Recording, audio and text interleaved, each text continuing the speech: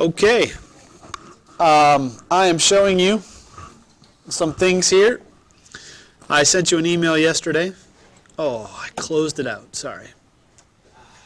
Sent you an email that had, oh no, I didn't. It's over here.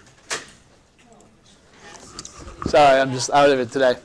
With the playlist on YouTube of all these lovely videos. Is this from the beginning or from the middle? I'm sorry? Is this from the beginning? We have lectured a few more than 4 times. This is only just chapter 9. And I think this covers most of it, yes. If not, I at least had reviewed a little bit at the beginning of it. So that's there. I sent you the link yesterday.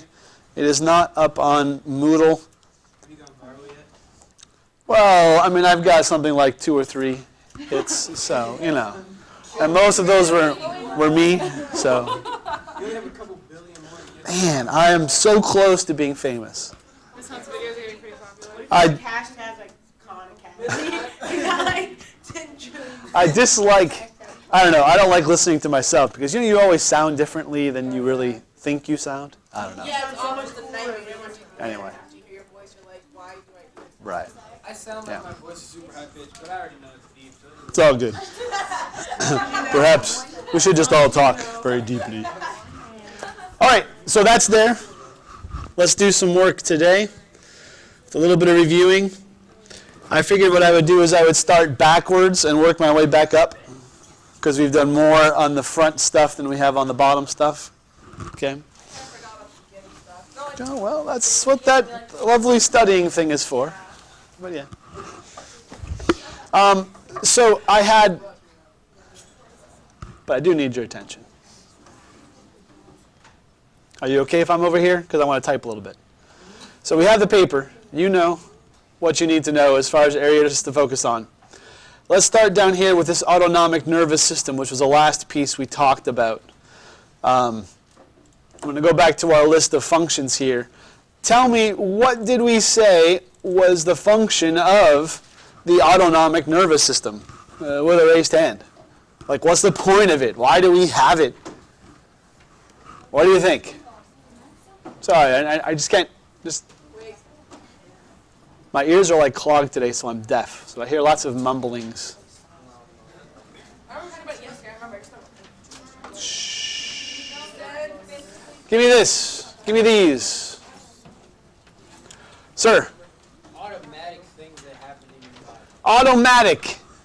Okay, autonomic makes me think of automatic, as it should for you.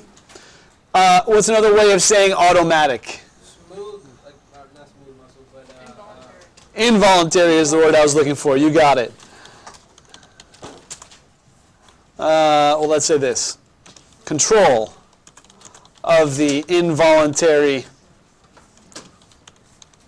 processes in the body. Right? Most of the other stuff we've talked about has been dealing with voluntary control, right? The somatic nerves, the things that we think, and either we get the input or we give the signal from the brain to do the movement. This is then with the involuntary processes. Maybe we'll even do a little underlining here. How about that? Okay, and that's broken into 2 pieces, sympathetic and parasympathetic. Excuse me, what's the point of sympathetic? Like, what's the function of sympathetic? What is it? to feel sorry. I got you. You tend to think that. I'm with you. 3 days of hearing that word, nobody made a joke. I couldn't resist. The sympathetic, but then maybe it's the empathetic. Okay. All right. So what do we got? Sympathetic nervous system, what does it do? Fight or flight. That's the big thing for it, is fight or flight. I always think it was surrender. Are you gonna send us this with? It's on the YouTube videos. Yep. Oh, stuff like that. Sympathetic fight or flight, right? This is the adrenaline piece that, you know, that there is some sort of emergency. Where are we at here in your textbook, my friends? What page are we on? 251. 251? Okay.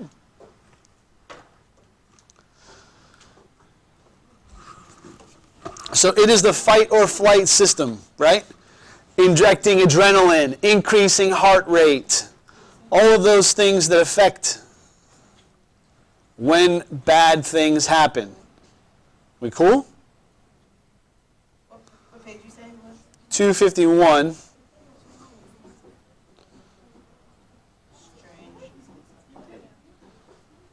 Oh, yeah. Though actually 250 You're right. itself is better. Okay?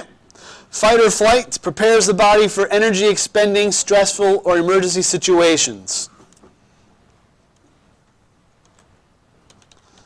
So what happens if you don't do anything? What is What do you mean? like in a fight or flight situation? You don't fight, you don't flight. You just kind of freeze? The panic? Well, sometimes that can just... So, we're not talking about necessarily your actions that you perform. Stay with me, please. We're not talking about the actual actions. So in other words, are you going to fight somebody? Are you going to run away? But it's certainly that those instincts, those responses that your body makes, that your heart rate gets faster, that your pupils dilate, that all the other non-essential things are stopped, and you're ready to go. You're either going to run, you're going to fight, or freeze. I guess we could add that third F onto it, right? That, though, is more of a more executive function that's kind of like just paralyzed. I don't know what to do. I'm so afraid. Or I'm just can't make a decision kind of thing. Okay? But that's not dealing with sympathetic nervous system. Okay? It's still going to give you that jolt of, I need to do something. Okay? What does parasympathetic do? It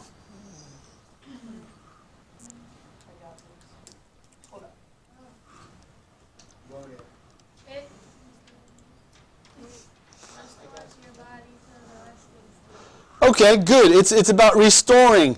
It's about doing the opposite of this sympathetic nervous system, right? So it is restoring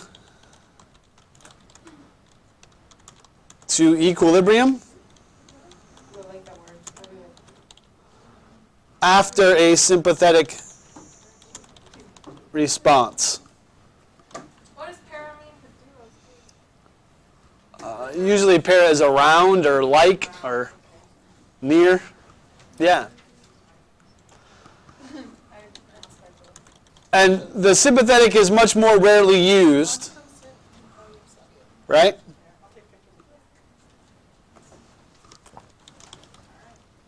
And the parasympathetic is much more common. Hopefully that is. Certainly in our world that we live in that's fairly life and death stress-free. Are you with me? I'm not saying that your life is unstressful, but rarely do you have somebody who is trying to kill you. I'm assuming. It's pretty hardcore. I've seen your house. I know. It's hardcore there. Okay? So like is PTSD like when the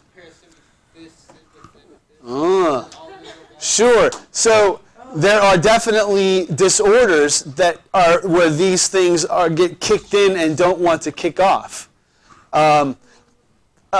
You talked about post-traumatic stress disorder. There's more to it than that, but oftentimes this is a piece of it, that sympathetic nervous system kicks in and won't kick off. There's another disease called reflex sympathetic dystrophy, RSD, that actually my mom has. She had a number of injuries to her arms, both of her wrists. She fell going into work one day, and then we had this old school car that literally you had to open the hood and touch some wires together to get it to start. And she did this one time, and it kind of jumped. It was an automatic shifter, not automatic, a clutch, manual shifter, and the car jumped and knocked her over and messed up her other wrist.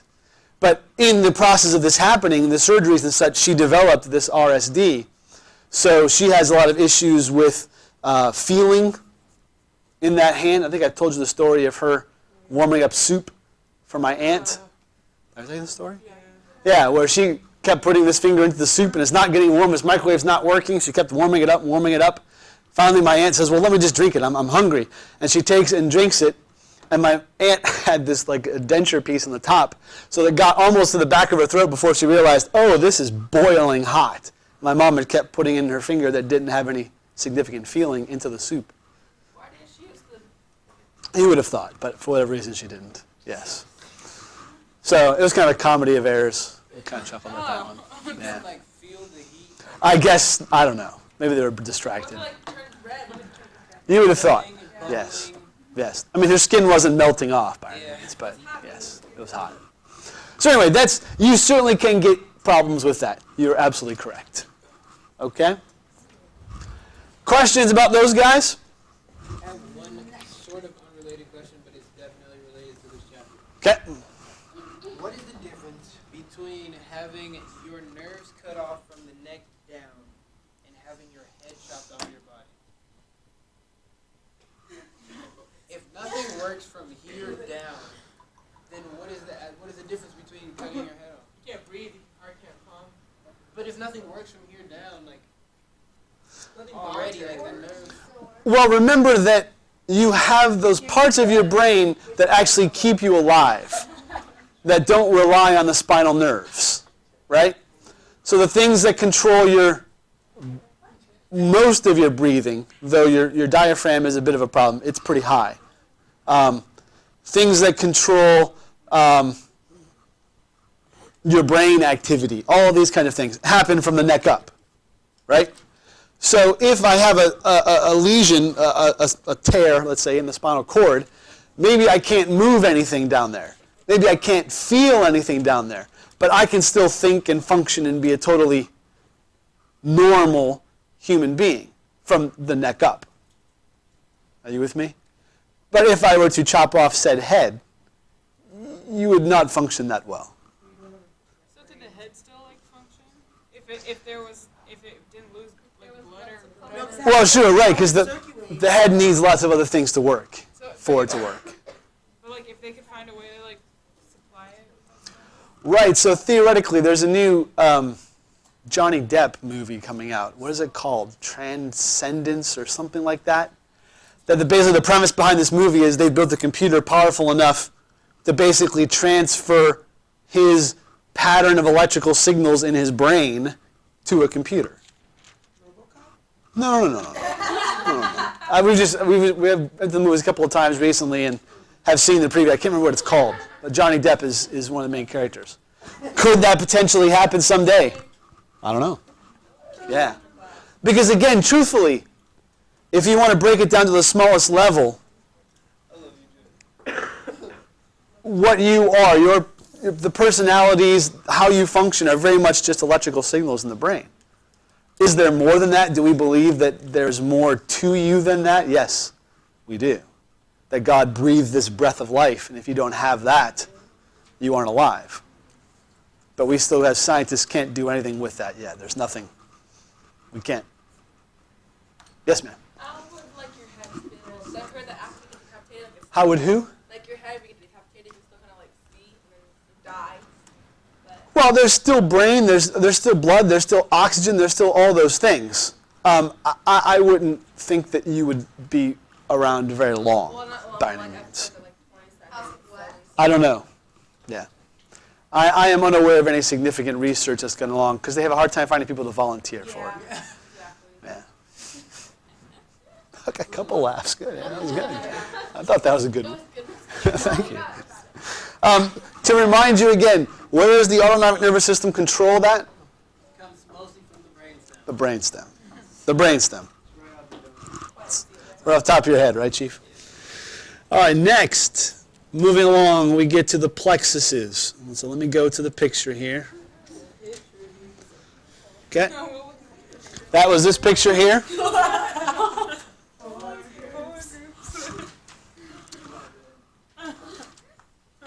Remember, these plexuses are simply just the combining. These spinal nerves coming off of the spine and combining together and then breaking apart and combining together again in lots of different fashions. Okay? And what was the reason? Why do we have these plexuses or plexi? I don't know. What's the plural of plexi? I don't know. Beautiful. So if one part of the spinal nerve was injured, we could still get a signal to that muscle, or still get a signal from that part of the body back to the brain, if we're talking about sensory. So it provides multiple pathways. Absolutely. And again, moving further in your A&P career, you will have to learn, especially the cervical plexus or the brachial plexus, all of the different trunks, and it's quite a complex thing. Not too complex, but you will have to learn them, certainly. Yes? in college? Oh, yeah. Like it's a required thing? Like, It depends on what you're taking.